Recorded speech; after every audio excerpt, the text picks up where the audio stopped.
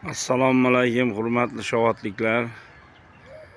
Yana Shovat istirohat bog'i ochildi.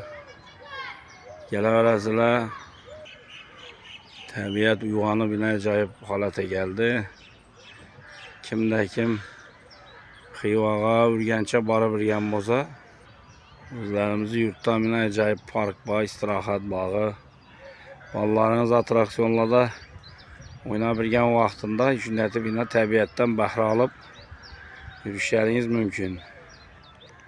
Eğer tabiata değmese, aralashmasa, chopmasalar shunday bina 2 yil, 1 yilda ham o'zine gelib, ham merini daraxtzor bo'ladi.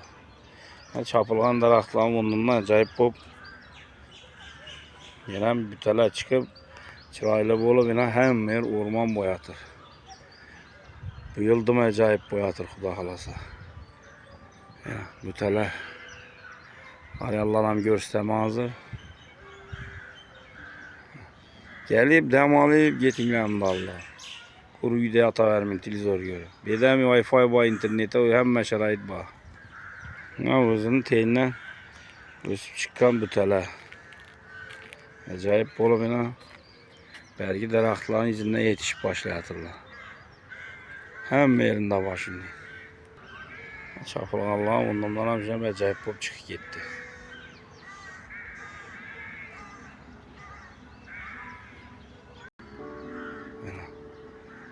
Gelip dam alıp tabiattan bahramand bolup ketinglar. Bolalarni olib kelinglar, toza havo. Hamma yer ozoda, toza. Hamma sharoitlar bor dam olish uchun.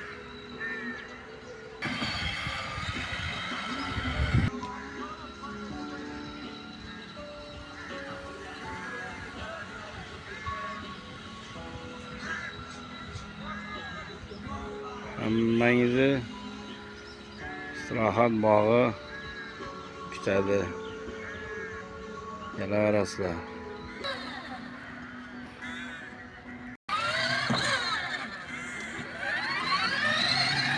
Bolalarni olib kelib turibdilar, ajoyib dam olib ketadilar toza havoda. Bir vaqtlar ishora chopilib, do'kon o'rin bo'jak edi. Hozir shunday butalar o'sib, tabiat Alloh salomini nasiblaydi. Chopilgan o'rnida shunday daraxt o'sdi.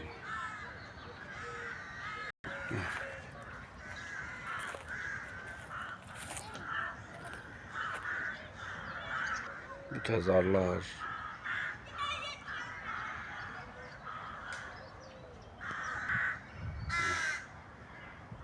Yeşil mekan deb mana aytadilar.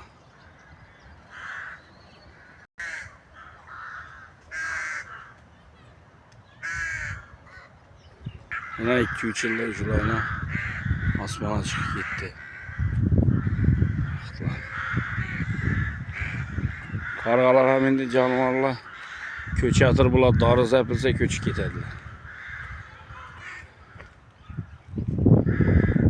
Gelip dam olinglar. Hovuz bor. Ishorina ekishga tayyor bo'lib turibdi. Nel bog'lar, nelar kelaverasizlar. Ochiq mesda.